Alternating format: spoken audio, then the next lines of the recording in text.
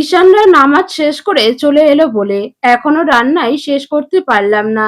হাত চালা আনাড়ি হাত। নিশে সাহায্য করতে এসে আরো দেরি করিয়ে দিচ্ছিস মা তোরা। নিশি নুরি তিতির এসেছে নিচে মায়েদের রান্নার সাহায্য করতে। তাদের এক দফা ধমকে ধামকে রাহেলা সময় দেখলো। সবাইকে তাড়া দিল হাতের কাজ দ্রুত শেষ করতে। উৎসবমুখর একটা সকাল। বাড়ির সকল পুরুষ বেরিয়েছে ঈদের নামাজে। মেয়েরা সবাই মায়েদের সাথে হাতে হাতে কাজ করছে। ঈদের দিন সকালবেলা মায়েদের সাথে রান্না করার অন্যরকম অনুভূতি। চন্দ্রা দেওয়ান সোফায় বসে আছেন, মুগ্ধ চোখে বাড়ির সকলের ব্যস্ততা দেখছেন। রিশা, রোশনি, রাফি তিনজনই বাবা চাচা ভাইদের সাথে ঈদের মাঠে গিয়েছে। তিথির একে একে সবার খাবার এনে সাজিয়ে রাখা হচ্ছে ডাইনিং টেবিলে। নামাজ থেকে এসেই খাওয়ার জন্য হামলে পড়বে এক একজন। রাহেলা দেওয়ান কাজ করার ফাঁকে এতক্ষণ মেয়েদের দিকে নজর দেওয়ার সময় পেল। খিচুড়ির হাঁড়ি নামাতে নামাতে ধমকে উঠলেন মেয়েদের। তোরা এখনো জামাকাপড় পরিসনি কেন ঈদের? এদিককার কাজ তো প্রায়ই শেষ। আমরা আছি কি করতে? যা ওপরে গিয়ে ঈদের ড্রেসগুলো পর। ওরা চলে এলো বলে একসাথে খেতে বসবি। মাথা নেড়ে নিশি নুরি তিতির ওপরে যেতে উদ্যত হতেই রাহেলা ডাকলেন নিশিকে। নিশি এগিয়ে আসতে রাহেলা গলা নামিয়ে বললেন, নুরিকে একটু দেখিস মা, মেয়ের মনটা ভালো নেই। সাজগোজ করার ইচ্ছেটা হবে না ওর, এটা জানি। তবে তোরা জোর করে সাজিয়ে গুছিয়ে দিবি, ওর মনটা যেন ভালো থাকে কেমন। নিশি মাথা নাড়ালো, মাকে আশ্বাস দিল। রাহেলা সিঁড়ির দিকে তাকালো আরেকবার, তিতিরের দিকে তাকিয়ে বলল, তিতিরকেও দেখবি, বিয়ের পর ওদের প্রথম ঈদ। আমার ছেলেটা তো এমন ব্যবহার করে যেন রসকসহীন। তিতিরটা ঘুরতে পছন্দ করে, ওকে শাড়ি পরিয়ে দিবি। ঈশানকে আমি রাজি করাবো মেয়েটাকে ঘুরতে নিয়ে যেতে। তোরা ওদের একটু স্পেস দিবি কেমন? ছেলেমেয়ে দুটো বিয়ের পর কোথাও ঘোরাঘুরি করেনি। নিশি মায়ের কথায় হাসলো, মাথা নেড়ে সায় দিল। এটা তার আর নিয়াজের প্ল্যান এও আছে। সবাই একসাথে ঘুরতে বের হলেও ঈশান আর তিতিরকে আলাদা করে দেবে। একটু নিজেদের মতো সময় কাটাক দুজন। ঈদের একটা দিন। নামাজ পড়ে বাসায় এসে শান্তিতে একটু ঘুমোতেও পারলাম না। এক গাদা কাগজপত্রে এসে হাজির বাড়িতে। এসব আজকের দিনে বসে বসে দেখতে ইচ্ছে হবে? অসহ্যকর একটা চাকরি করি আমি। সাজিদ রাগে গজগজ করছে, পায়চারি করছে গোটা ঘর জুড়ে। টেবিলের ওপর সকাল থেকে রান্না করা খাবারগুলো ঠিকঠাক করছি অনিমা আর সাজিদের মা। আর মিটিমিটি হাসছে দুজন সাজিদের রাগ দেখে। অবশ্য রেগে যাওয়া নেহাত এমনি এমনি নয়। মার্ডার কেসগুলোর প্রথম জন থেকে শেষ জন অবধি সকলের পোস্টমর্টেম রিপোর্ট থেকে শুরু করে যাবতীয় তথ্যের ফাইল এসে হাজির হয়েছে সাজিদদের বাড়ি। ওপর মহল থেকে পাঠানো হয়েছে, আজ সকালেই এসে পৌঁছেছে। পরশুর মধ্যে সকল ফাইলপত্র চেক আউট করে প্রপার একটা রিপোর্ট জানাতে হবে সাজিদের। অনিমা খাবার প্লেটে সার্ভ করতে করতে ডাকলো সাজিদকে খেতে বসতে। সাজিদের বাবা মা তারাও বসে গেছেন খাবার টেবিলে। এখন আর হা হুতাশ করে লাভ কি বলো? দায়িত্বে ছিলে, তোমার নিজের এলাকায় তুমি থাকতে দুটো মার্ডার হয়ে গেল। এর আগের গুলো সব মিলিয়ে সরকারও চাপের মধ্যে আছে। মিডিয়ার কাজ কারবার দেখছো না? সাজিদ দীর্ঘশ্বাস ফেললো। মিডিয়া পুরোটা দায় চাপিয়ে দিচ্ছে পুলিশের ওপর। সাজিদ ভেবে পায় না ইচ্ছে করে কেন তারা এত জঘন্য একটা কেস ধামাচাপা দিতে চাইবে। সাধারণ মানুষ আবার সেই ফেক নিউজ গুলোকে বিশ্বাস করে হট্টগোল করছে। গতকাল তো তাদের ঢাকার মেইন অফিসের সামনে এক দফা আন্দোলন করে গিয়েছে। 7 দিনের মধ্যে ক্রিমিনালকে ধরার কড়া আলটিমেটাম দিয়ে গিয়েছে। চাপ মাথার ওপর এসে বসে আছে। সাজিদ বিরক্তির সাথে টেবিলে এসে বসতেই হুড়মুড়িয়ে বাড়িতে ঢুকলো একটা বাইক। এ সময় কে আসতে পারে বেশ ভালো করে জানা আছে। অনিমাও জানে। মুচকি হেসে বিনা বাক্যে সাজিদের পাশের ফাঁকা চেয়ারটাতে প্লেটটা এনে রাখতেই ঘরে প্রবেশ করলো নিয়াজ। আসসালামু আলাইকুম, ঈদ মুবারক সবাইকে। সাজিদের বাবা মা একসাথে উত্তর দিলেন। নিয়াজ এসে সালাম করলো দুজনকে। বাটি থেকে একটা কাবাব তুলে মুখে নিতে নিতে বসে পড়লো চেয়ারে। মুখ ভর্তি করে কাবাব চিবোতে চিবোতে অনিমাকে তাড়া দিল খাবার দিতে। অনি, খিচুড়ি আর গরুর মাংসটা আগে দে, দে জলদি দে।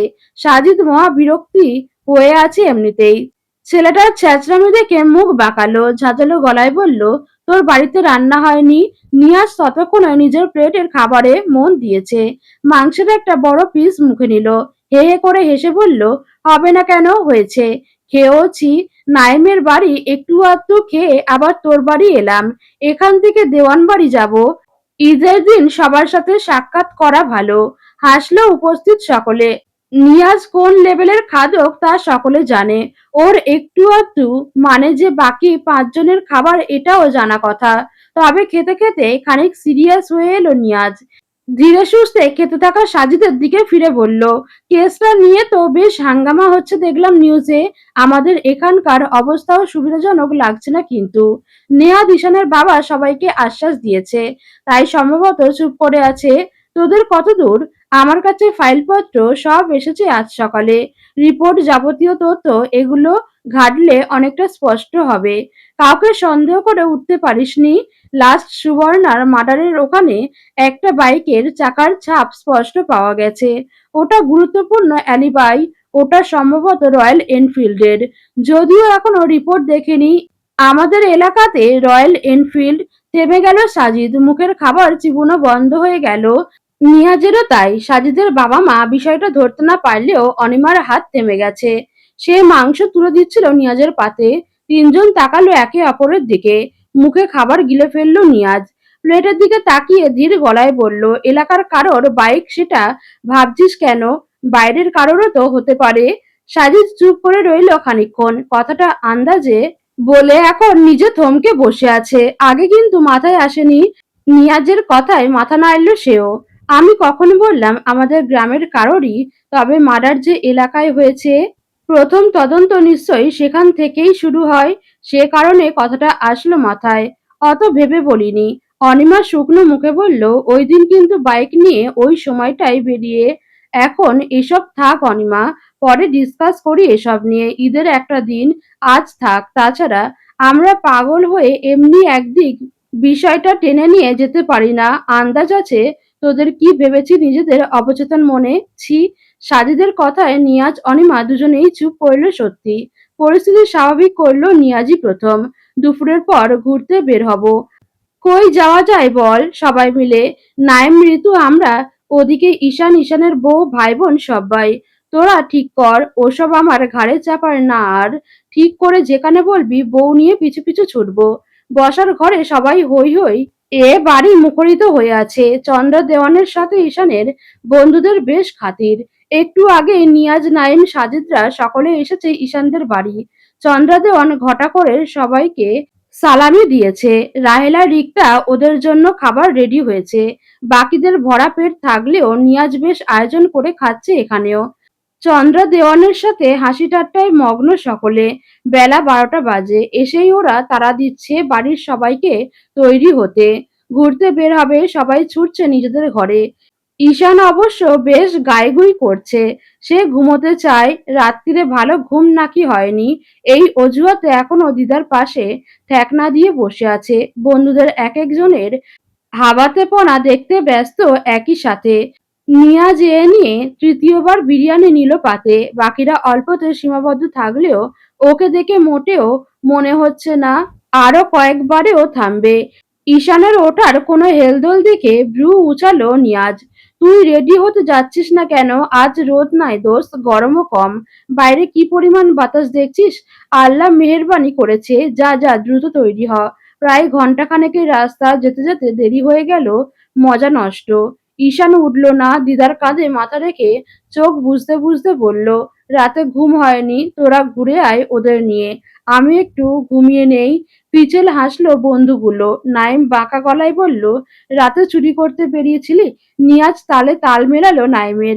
একই বাঁকা গলায় বলল, ঘরে নতুন বউ রেখে ঘুমায় কে? আজব কথা তোদের। দেওয়ান সাহেবের ঘুম না হওয়া ভীষণ যুক্তিযোগ্য। আহারে বেচারা। ঈশান তপ্ত চোখের চাহনি দিল রান্নাঘরে। মা, চাচিরা সকলেই মুখে আঁচল চাপা দিয়েছে ছেলেগুলোর এমন কথায়। চন্দ্রা দেওয়ান তো শব্দ করেই হেসে ফেলেছেন। ঈশান বিরক্ত হলো। ঘরভর্তি সকলের সামনে উল্টোপাল্টা কথাবার্তা ছেলেগুলোর। অবশ্য ঈশানের চোখ রাঙানি কেউ ভয় পেল না। অনিমা হাতের পায়েসের বাটি টেবিলে রাখতে রাখতে বলল, আমাদের বোনটা আজ ঘোরার এনার্জি পাবে তো দিদা, বলো?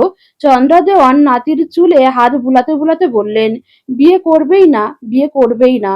এখন নাতির আমার রাতে ঘুমই হয় না বউ পেয়ে। দিদা তুমিও শুরু করলে ওদের সাথে। তাও এরকম একটা লেম টপিক নিয়ে। তীব্র প্রতিবাদ করলো সাজিদ এবারে। গোমরা মুখে বসে থাকলেও কথা বলল এতক্ষণে। রান্নাঘরে ঈশানের মা চাচাদের লক্ষ্য করে এদিকে গলা নামিয়ে বলল, লেম টপিক কোনটাকে বলছিস হু? এটা লেম টপিক? তিতিরকে ট্রান্সফার করে দেই তোর রুম থেকে, দেখবো ঘুম হয় কিনা। ঈশান জবাব দেয় না, কপালে ভাঁজ ফেলে অন্যদিকে চোখ সরিয়ে নেয়। ঋতু হাসতে হাসতে বলল, তখন তো আরো ঘুম হবে না ঈশানের, বউয়ের শোকে কালি পড়ে যাবে চোখের নিচে। শাট আপ গাইজ, থাম এবারে। থামার বদলে হাসির আওয়াজ আরো দ্বিগুণ হলো এক একজনের। চন্দ্রা দেওয়ান হেসে নাতের দিকে ফিরলেন। দাদাভাই যাও, তৈরি হয়ে যাও, সবাই বের হতে চাচ্ছে, একটু ঘুরে এসো। রায়লা এসেছে এখানে। ছেলেমেয়েগুলোর এঁটো প্লেটগুলো ট্রেতে তুলতে তুলতে নিজের ছেলেকে ধমকও দিলেন। বিয়ের পর প্রথম ঈদ, তোর সগাহ্লাদ না থাকতে পারে? আমার মেয়েটারও কি নেই? যে কোনো অনুষ্ঠানে শাড়ি পরতে কি পরিমাণ ভালোবাসে আমার মেয়েটা। দিয়েছিস কি ওকে শাড়ি-টাড়ি কিছু? যা ঘুরিয়ে আন ওকে। সবার তাগাদায় বড্ড অনীহার সাথে উঠল ঈশান। সত্যি ঘুমে জর্জরিত তার চোখ দুটো। এই ভর দুপুরে ঘোরাঘুরি তার আজকের পোষাবে না। তবে সবাই যে পরিমাণ তৈরি হয়ে এসেছে স্পষ্ট বোঝা যাচ্ছে তাকে বের না করে ছাড়বে না। সবার জোড়াজুড়িতে সে নিজের রুমের দিকে হাঁটা ধরল ঈশান। তিতিরের জন্য একটা শাড়ি কিনেছিল সে। ঢাকা থেকে আসার দিনই নিয়ে এসেছিল। আলমারিতে রেখেছে। বোকা মেয়েটা সেটা দেখলো কিনা কে জানে। ইতস্তত করে শাড়িটা নিজ হাতে দিতে পারেনি সে। দেওয়া উচিত ছিল। কার দেওয়া শাড়ি পরবে আর তার মেজাজটা যাবে খারাপ হয়ে।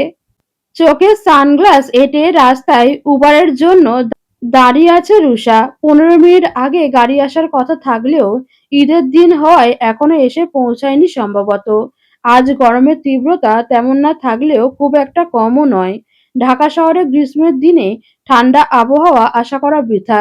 পরা পারফিউমের ঘ্রাণে ঘাড় বাঁকিয়ে তাকালো পাশে। একজন পুরুষ এসে দাঁড়িয়েছে। চোখ সরিয়ে নিল। ফোন হাতে গাড়ির লোকেশন দেখছে। তার মধ্যে শোনা গেল পাশের পুরুষটির কণ্ঠ, আপনি 5th ফ্লোরের ব্লকে থাকতেন না? রুষা আর চোখে তাকালো, মৃদু মাথা নাড়ল।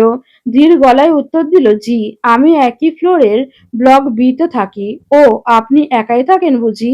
রুষা এবার ভ্রু কুঁচকে তাকাতেই এক হাত তুলে কৈফিয়ত দেওয়ার ভঙ্গি করে বলল, আই এম সরি সরি, সেভাবে কিন্তু বলিনি আমি। আসলে আমি আমার ফ্যামিলি সহ পাশের ফ্ল্যাটে উঠেছি গত মাসে। আমি যদিও থাকি না এখানে, তবে মা বলল আপনি একাই থাকেন বহু বছর হলো। নরমালি আর কি জিজ্ঞেস করলাম তাই। জি, সবসময় থাকা হয় না, মাসে কয়েকদিনের জন্য আসি আর কি। বাই দ্য ওয়ে, আমি তাহমিদ কায়েস, আপনার প্রতিবেশী বলতে পারেন। অনিয়া নিয়েও সৌজন্যতার হাসি হাসল রুষা। ধীর গলায় বলল, আমি রুশমিতা মির্জা। অ্যান্ড হ্যাঁ, আমি আপনাকে চিনি। তাহমিদ বোধহয় অবাকই হলো খানিকটা, কারণ সে মেয়েটাকে আজই প্রথম দেখলো। তাদের আগে কখনো দেখা হয়েছে বলে মনে পড়ল না। তার চাকরির সূত্রে দূরে থাকতে হয়। আমাকে চেনেন কিভাবে? রুষা চোখের সানগ্লাস নামালো খানিকটা। কেমন একটা বাঁকা হাসলো। বাঁকা গলাতেই বলল, আপনি 49তম বিসিএস রাইট? শিক্ষা ক্যাডার, শমশেরনগরে একটা কলেজের বাংলা টিচার। হা হয়ে গেল তাহমিদ। মেয়েটা অনেক কিছু জানে তার সম্পর্কে। বেশ আগ্রহ নিয়ে জিজ্ঞেস করলো, কি করে জানেন? সেটা বড় কথা কি? বাই দ্য ওয়ে, তিতিরের সম্পর্কে খোঁজ নিচ্ছিলেন শুনলাম। মেয়েটা খুব ভালো, ট্রাস্ট মি। তবে সম্ভবত বিয়ের কথা চলছে ওর। হাতছাড়া করতে না চাইলে আমার সাজেশন হবে দেরি না করাই ভালো। তাওমিদ কিছু বলে ওঠার আগেই সামনে এসে দাঁড়ালো রুষার উবার। তাওমিদের দিকে তাকিয়ে মিষ্টি হাসি উপহার দিয়ে গাড়িতে উঠে বসলো। গ্লাস নামিয়ে মিষ্টি গলায় বলল, wish you a very good day mister Tahmid Kayes. হুট করে দরজা খুলে যেতেই চমকালো তিতির। শাড়ির পিন লাগাচ্ছিল কুচিতে। কারোর আসার শব্দে চমকে আঁচল ছেড়ে দিল। ঈশানের দৃষ্টি তাকালো ফোনে। মন দিয়ে কিছু একটা দেখছে। আনমনে দরজা আটকে এগিয়ে আসতেই পায়ের চলন থেমে গেল। সামনে কেউ একজন দাঁড়িয়ে। নিচের দিকে দৃষ্টি থাকায় শাড়ির কুচির অংশ চোখে পড়ছে। হাতে ফোনটা সরিয়ে ধীরে ধীরে নিজের নজর তুলল নিচ থেকে ওপরের দিকে। 1 সেকেন্ডের জন্য মিস হলো হার্টবিট। তিতির শাড়ি পরেছে, তার দেওয়া শাড়িটা। বোকা মেয়েটা টের পেয়েছে তাহলে। সফেদ একটা শিফনের শাড়ি। গোটা শাড়ি জুড়ে মাল্টি কালারের চেরি ব্লসম আর প্রজাপতির কাজ করা। ঈশানের এভাবে ঘরে প্রবেশে তিতির খেপল বেশ। দুপা এগিয়েও এলো সাথে সাথে। আপনাকে কতবার বলতে হবে একটু দরজাটা নক করে ঢুকবেন। ঈশান নিজের এলোমেলো দৃষ্টি সরিয়ে নিল। দ্রুত আলমারির কাছে এগিয়ে গেল নিজের জামাকাপড় বের করতে। তিতিরের শাড়ির সাথে ম্যাচিং করে নিজেও একটা পাঞ্জাবি কিনেছিল। একই সেটে ছিল অবশ্য। সেটা কি বের করবে? না মানে তিতির টের পেয়ে যাবে কিনা? নিজের জামাকাপড় অযথা উল্টে পাল্টে রেখে সময় নষ্ট করছে ঈশান। তিতির ঈশানের জবাব না পেয়ে সময় নষ্ট করে না। তখন থেকে কসরত করছে শাড়িটা ঠিক করার। না কুচি ঠিক হচ্ছে আর না তো আঁচল। পিছনে ব্লাউজের ফিতেটাও এখনো বেঁধে উঠতে পারেনি। এমনিতে তাকে সবসময় শাড়ি পরিয়ে দেয় রাহেলা। আজকে তাকে আর বিরক্ত করেনি। সকাল থেকে খেটে খেটে মরছে, এখন আবার শাড়ি পরতে বিরক্ত করার মানে হয়? আয়নায় তখন থেকে ঈশানকে দেখছে একই জামাকাপড় বারবার উল্টে পাল্টে দেখতে। বিরক্ত হলো তিতির। নিচে সবাই নিশ্চয়ই তাদের জন্য অপেক্ষা করছে। তিতির শাড়ির কুচি ধরে এগিয়ে এলো ঈশানের পাশে। মেয়েটার গায়ের কড়া বডি ওয়াশ আর চুলের সেই চিরচেনা তাকে পাগল করা শ্যাম্পুর ঘ্রাণ। চোখ বুজে এলো ঈশানের। দেখি সরুন, জামাকাপড় সব এখানেই গুছিয়ে রাখা, পাচ্ছেন না কেন? ঈশানকে ঠেলে সরিয়ে নতুন প্যাকেট বের করে হাতে গুজে দিল তিতির। এটা সে কিনেছে ঈশানের জন্য। ঈশান তিতিরের শাড়ির সাথে ম্যাচিং পাঞ্জাবিটার দিকে তাকালো একবার। ওটা পরবে নাকি এটা? অবশেষে তিতিরের দেওয়া পাঞ্জাবিটাই পরার সিদ্ধান্ত নিল। প্যাকেট খুলতেই অবাক হলো, এটা আরো বেশি ম্যাচিং লাগছে মেয়েটার শাড়ির সাথে। তিতির মিটিমিটি ঈশানকে দেখে। তিতির তৈরি হচ্ছে ড্রেসিং টেবিলের সামনে। ভারী মেকওভার সে কখনো করে না, প্রয়োজনই পড়ে না। ঈশানের সময় লাগলো না তৈরি হতে। আয়নার সামনে এসে চুলগুলো সেট করে নিল।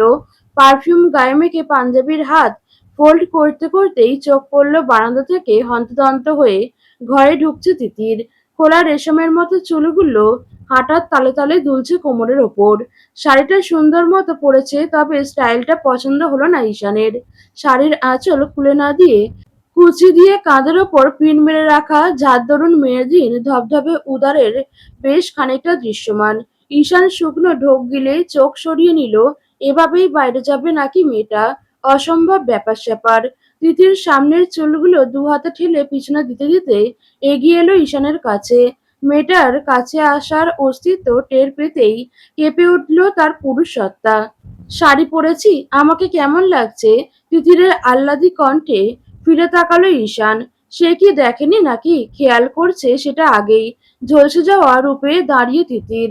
শাড়ির আঁচল কুচি দিয়ে তুলে দেওয়া কাঁধে তার দরুন ফর্সা ধবধবে মেদিন কোমর উন্মুক্ত নাভির অতল গভীর অবধি চোখে পড়ছে। ঈশানের আজ বুঝি মৃত্যু নিশ্চিত করতে মেয়েটা এমন সেজেছে। তিতিরের প্রশ্নের জবাব ঈশান দিল না। তিতির খেয়াল করলো ঈশান আর চোখে একবার তাকিয়ে সরিয়ে নিল চোখ জোড়া। অপমানিত বোধ করলো আচমকা তিতির। ঈদের একটা দিন এত সুন্দর করে সেজেগুজে শাড়ি পরে সামনে দাঁড়ালো, একদণ্ড স্থির হয়ে দাঁড়িয়ে তাকালে কি মহাভারত অশুদ্ধ হয়ে যেত? ভেংচি কেটে তেতে ওঠা গলায় বলল, কেমন লাগছে বললে মুখে ফোসকা পড়ে যেত। শাড়ির কুচি ধরে চলে যেতেও উল্টো ঘুরতেই টান পড়ল কোমরে। জমে গেল শরীর। তুলতুলে মেয়েদের নরম লতানো কোমর, উদর জুড়ে শক্তপোক্ত খসখসে ঠান্ডা একটা হাতের অবাধ বিচরণ। শ্বাস আটকে গেল তিতিরের। কিছু বলে ওঠার আগেই কাঁধ থেকে শাড়ির আঁচল আলগা করে ঢেকে দিল উন্মুক্ত পেটের অংশ। ঈশানের তপ্ত শ্বাস-প্রশ্বাসের ছোঁয়া এসে ছুঁয়ে দিল তার রক্তিম গাল। ঠান্ডা ওষ্ঠের স্পর্শ পেল তার কানের লতি। তিতিরকে চূড়ান্ত অবাক করে দিয়ে ঈশান ফিসফিসিয়ে গেয়ে উঠল। তিতির স্তম্ভিত বাকরুদ্ধ। ভেবে পেল না এই মুহূর্তে যেটা ঘটল তার সাথে আদতেই বাস্তবে ঘটল কিনা সেটা, নাকি কোনো অলীক কল্পনা। এরকম একটা গান ঈশান তার জন্য গাইল, তাকে মিন পড়ল। ঈশানের অবাধ্য হাতের বিচরণ তার উদরের ওপর ঘন ঘন নিঃশ্বাসের তপ্ততায় পড়ছে তিতিরের কাঁধের অংশ। ছেয়ে যাচ্ছে সেটা সমস্ত ঘাড়। কাঁপুনি দিয়ে উঠল তিতিরের শরীর। এই এক সমস্যা খেয়াল করেছে সে বরাবরই। ঈশান কাছে আসলেই তার শরীরটা বেইমানি শুরু করে তার সাথে। মুখে না কইলেও পুরোদমে বেহায়া লোকটার সাথে সাড়া দিত শুরু করে তার শরীর। তিতির শ্বাস আটকে দাঁড়িয়ে রইল। গানটা কানে বাজছে এখনো। ঈশানের নিঃশ্বাসের শব্দ ছাড়া আর কোনো সাড়া শব্দ পাওয়া যাচ্ছে না। তিতির নিজের নগ্ন পেটের উপর রাখা ঈশানের হাতে নিজের হাত ছোঁয়ালো। ছুঁয়ে কেঁপে উঠল নিজেই, মিনমিন করে বলল, চলুন, নিচে সবাই অপেক্ষা করছে। ঈশানের হাতের চাপ দৃঢ় হলো, তুলতুলে পেটের ওপর নাক ঘষল তিতিরের কাঁধে, হাসকি স্বরে বলল, কোন দেশের জিনিসপত্র ব্যবহার করিস বলতো? কেমন নেশা নেশা ঘ্রাণ সবকিছুতেই। বিরক্ত করে বড্ড আমাকে। চলুন নিচে। ঈশান চোখ বুজে রেখেছে, হাতের বিচরণ আর একটু গাঢ় করতেই অজান্তে আবেশে তিতিরের মাথায় হেলে গেল পিছন দিকে। ঈশানের সাথে ঠেকল সেটা। দুজনেই বন্ধ চোখে দ্রুত বেগে চলা দুজনের শ্বাস প্রশ্বাস অনুভব করতে ব্যস্ত। ঈশান থেকে থেকেই জোরে জোরে টেনে নিচ্ছে তিতিরের চুলের ঘ্রাণ। কেমন লাগছে জানতে চাচ্ছিলি? শ্বাস নিতে পারছি না, গলা শুকিয়ে কাঠ হয়ে আসছে। ঈশান আরশাদের পাষাণ হৃদয় কাঁপন ধরেছে। নেশা না করেও নিজেকে মাতাল লাগছে। বল, কি করে আর বোঝাবো তোকে কেমন লাগছে? কি করলে বুঝবি? তিতির জবাব দিতে পারে না ঈশানের বলা একটা শব্দেরও। ঈশানের থেকে এমন অভাবনীয় রিয়াকশন সে কখনো আশা করেনি। দুর্বল হয়ে আসা ছোট্ট শরীরটা মিশে আছে ঈশানের শক্তপোক্ত বুকের সাথে। ঈশানের হাতে ঠান্ডা ছোঁয়া অনুভব করল নিজের কাঁধে। পিঠের ওপর থেকে চুল সরে যাচ্ছে টের পেতেই ধরফরিয়ে উঠল তিতির। সরে যেতে চাইল, তার ব্লাউজের ফিতেটা বাঁধা হয়নি কিনা। তবে ঈশানের হাতের বাঁধন থেকে মুক্তি পাওয়া কি এতই সহজ? ঈশান চুলগুলো সরিয়ে দৃষ্টি রাখল মখমলের মতো মসৃণ পিঠে। নিজেই কিনে এনেছিল ব্লাউজটা, মাপ চোখের আন্দাজে একদম ফিট হয়েছে শরীরে। তবে আগে খেয়াল করা উচিত ছিল, ব্লাউজের পিছনের অংশ অনেকটা বড়। মোটামুটি ফর্সা পিঠের সবটুকু অংশ দৃশ্যমান, তবে খোলা চুলে ধরতে পারা যায় না সেটা। পিঠের বাঁ পাশের উঁচু হয়ে থাকা বোনের ওপরে কালো কুচকুচে একটা বিউটি স্পট, সেটাই নিজের দু আঙুল ছোঁয়াতেও কেমন ইলেকট্রনিক শক দিল দুজনের শরীরেই। তিথির দুর্বল গলায় বলল, আহ আহ, আমি বেঁধে নেব, আপনি নিচে যেতে থাকুন। তিথিরের বারবার বলা একই কথায় একবারের জন্য কান দিচ্ছে না ঈশান। এখনকার বলা কথাগুলো তো আরো কানে আসলো না। ওই তিলটায় ঠোঁট ছোঁয়াতে মরিয়া সে। সাত পাঁচ না ভেবে ছুঁইয়ে দিল। ঠান্ডা ঠোঁটের নরম স্পর্শ পড়তেই দু হাতে শাড়ির আঁচল খামচে ধরল তিতির। ঈশান বেশ সময় নিয়ে আদর রাখল সেখানে। ভেজা ভেজা চুমুতে ভিজে গেল জায়গাটা। চুমুর জায়গায় কামড়ে জর্জরিত হচ্ছে এবারে জায়গাটা। মৃদু মিষ্টি যন্ত্রণায় শরীর অবশ হয়ে আসছে তিতিরের। তার পিঠের ওই জায়গাটায় যে একটা তিল আছে তা সে জানে। ঈশানের চুমু আর কামড়ের তীব্রতায় বেশ অবাক হচ্ছে তিতির। কি এমন আছে যার কারণে সামান্য তিল দেখে এত উন্মাদনা? মনে পড়ল এর আগেও এক রাতে এভাবে ওই তিলটায় ওপরেই মত্ত হয়েছিল ঈশান। সেদিন অবশ্য অসভ্য অভদ্র কোনো কিছু বলতে বাকি রাখেনি, কিন্তু আজ আজ সেসবে অনুভূতি মুছে গেছে। শুধু ভালো লাগা আর শিহরণ কাজ করছে। এই ছোঁয়া থেকে পালাতে মোটেই ইচ্ছে করছে না। ঈশান আরো সময় নিয়ে মুখ তুলল সেখান থেকে। জোরে জোরে শ্বাস ফেলল, কপাল ঠেকালো তিতিরের ঘাড়ের ওপর। দিনের পর দিন নিজের চাহিদাগুলোকে খাঁচায় তুলে রাখা নেহাতই সহজ নয় তিতির। অসভ্য, বলিস আর নির্লজ্জ, যাই বলিস না কেন, পুরুষ মানুষের কাছে তার স্ত্রীকে ছুঁতে না পারার যন্ত্রণা যে কতটা তা তোরা নারীরা বুঝবি না। সময় অসময়ে ব্লেম করে যাবি শুধু। ঈশানের কথায় বুকের বাঁ পাশে চিনচিন করে উঠল তিতিরের। কি একটা ভোঁতা অনুভূতি অনুভব হলো সেখানটায়। ঈশান মাথা তুলে দ্রুত হাতে বেঁধে দিল ফিতেটা। তিতিরকে সোজা করে দাঁড় করালো। দু হাতে এখনো কোমরটা চেপে রাখা। শাড়ি পছন্দ হয়েছে? মাথা নিচু করে ধীরে ধীরে সায় দিল তিতির। হয়েছে বোঝালো, মিহি গলায় বলল, পাঞ্জাবি? ঈশান মৃদু হাসলো। মাথা নিচু করে রাখা তিতিরের কাছে সেটা অবশ্য অদেখাই রইল। ঈশান জোরে শ্বাস ফেলে বলল, চলো। তিতির মুখ তুলে চাইল, চলো, এ আবার কেমন কথা? তিতির ঈশানকে পরখ করল গভীর মনোযোগে। ভীষণ সুন্দর লাগছে সফেদ পাঞ্জাবিতে। তবে ঈশানের এমন উত্তরে অভিমান হলো তার। কপট গাল ফুলিয়ে বলল, আমার স্কলারশিপের টাকায় কেনা এটা। কত খুঁজে খুঁজে কিনেছি জানেন? তো আমি কি বলেছি খারাপ হয়েছে? চলেই তো। তিতির ভ্রু কুঁচকে ফেলল। লোকটার কাছ থেকে কিছু আশা করাই ভুল। যেটাই আশা করে না সেটাই এসে চমকে দেয়। আর যেটাই আশা নিয়ে হাঁ করে বসে থাকে সেখানে মুখ ফিরিয়ে নেয়। তিতিরের গাল ফুলানো আজকাল বেশ ভালো লাগে ঈশানের। পুতুলের মতো মুখটাই যখন গাল ফোলায় ঘটা করে, কামড়ে ধরতে মন চায় গলাটাতে। এখন যেমন ভীষণ ইচ্ছে হচ্ছে, যদিও এখন শাড়িতে পুতুলের থেকেও সুন্দর লাগছে। পূর্ণাঙ্গ নারী লাগছে, তার বউ বউ লাগছে। তবে মুখে বলল, চল, রেডি তো? তিতির হাত ছাড়িয়ে নিল ঈশানের থেকে। বিছানার ওপর থেকে পার্স আর ফোন হাতে নিয়ে অন্য হাতে শাড়ি কুচি ধরে গটগট করে চলে গেল রুম থেকে। এ যাত্রায় শব্দ করে হেসে ফেলল ঈশান। মেয়েটা বরাবরের মতোই একরোখা। যতক্ষণ না মুখে বলা হচ্ছে কোনো কিছু, ততক্ষণ সেটা মানতে নারাজ। মনের কথা মুখে বলা যায়, এত বুঝে নিতে হয় না। তিতিরকে দেখে এবার চোখ কপালে উঠল বাড়ির সকলের। সবাই তৈরি হয়ে বসে আছে বসার ঘরে। নিশি নুরিও শাড়ি পরেছে, রিশা রোশনি ও ঈশানের দেওয়া সুন্দর পার্পল কালারের প্রিন্সেস গ্রাউন পরা, রাফি পাঞ্জাবি এটাও ঈশানের সাথে ম্যাচিং করে পরা। তবে তিতিরের পিছু পিছু ঈশানকে নেমে আসতে দেখে আরেক দফা হাঁ হয়ে গেল সকলের মুখখানা। বাড়ির গিন্নিরা মনে মনে নজর না লাগার দোয়া পড়তে ব্যস্ত হলেন। নাতি নাতনি কে নেমে আসতে দেখে অনিমেষ চেয়ে আছেন চন্দ্রা দেওয়ান। কি সুন্দর মানিয়েছে দুজনকে। সে কত কল্পনা করতো দুজনকে একসাথে। সম্পর্কের উন্নতি চোখে পড়ার মতো। নয়ন চটজলদি সরিয়ে নিল চোখ জোড়া। আর কত পাপ বাড়াবে ভাইয়ের বউয়ের দিকে চোখ তুলে। যা ফুরিয়েছে তা তো ফুরিয়েছেই। জীবনে অতীত আঁকড়ে বাঁচা নিদারুণ বোকামি। হয়তো সময় লাগবে, হয়তো সব ভোলা সম্ভব নয়, তবুও কাউকে বুঝতে দিলে চলবে না। তিতির কয়েক কদম নামতেই হোঁচট খেলো। সবাই তাকিয়েছিল বিধায় চমকেও উঠল। তিতির পড়ে যাবে এই আশঙ্কা সত্যি হতে দিল না ঈশান। ঝট করে চেপে ধরল তিতিরের বাহু। দু সিঁড়ি পার হয়ে এসে দাঁড়ালো একদম তিতিরের পাশে।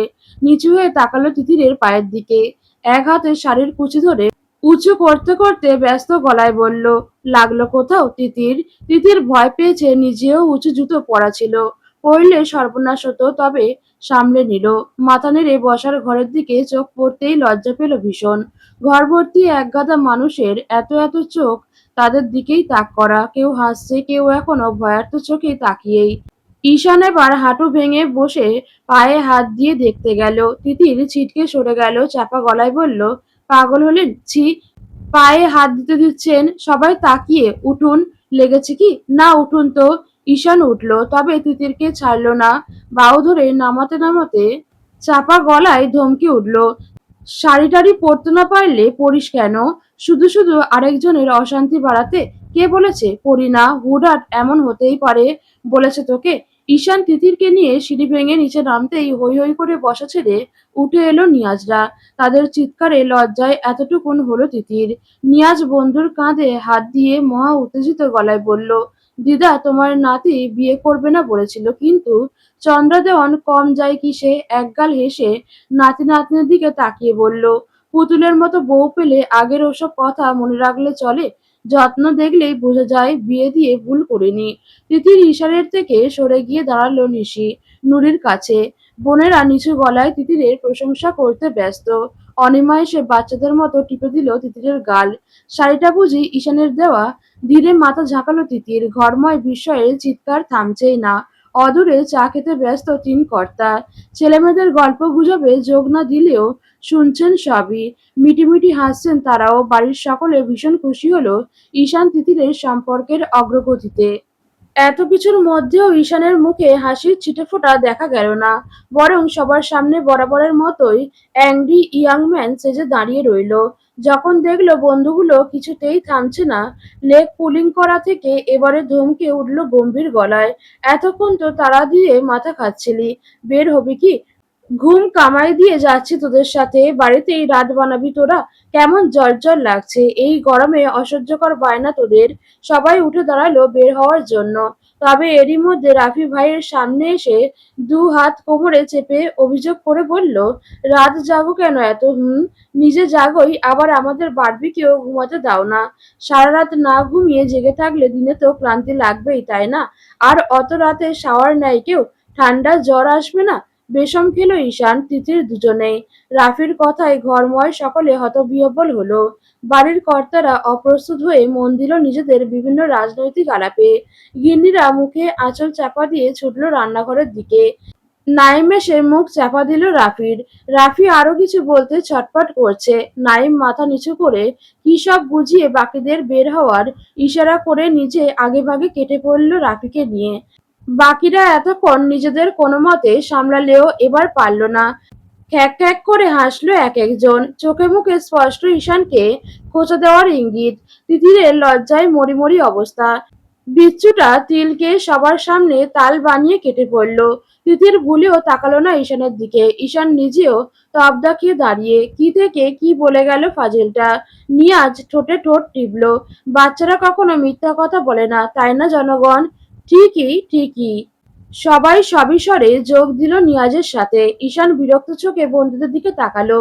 সাজিদ, অনিমা, ঋতু ওরাও তাল মিলিয়েছে আজ নিয়াজটার সাথে। ওদিকে বাবা চাচারা বসা। কতটা ইম্বারেন্সিং ব্যাপার স্যাপার। Shut up guys. বাবারাও আছে সকলে। কি হচ্ছে এসব? তুই স্বীকার করলেই পারিস। হার মেনে নিয়েছিস বউয়ের রূপের কাছে। এত নাটক করিস কেন? ঈশান চাপা গলায় ধমকে উঠল আরেক দফা। এটা বেডরুম নিয়ে ডিসকাস করার জায়গা? তোর মতো পুরুষ মানুষকে নিয়ে ডিসকাস করার কোনো স্পেসিফিক জায়গা হয় না রে পাগলা। তার মতো পুরুষ মানে?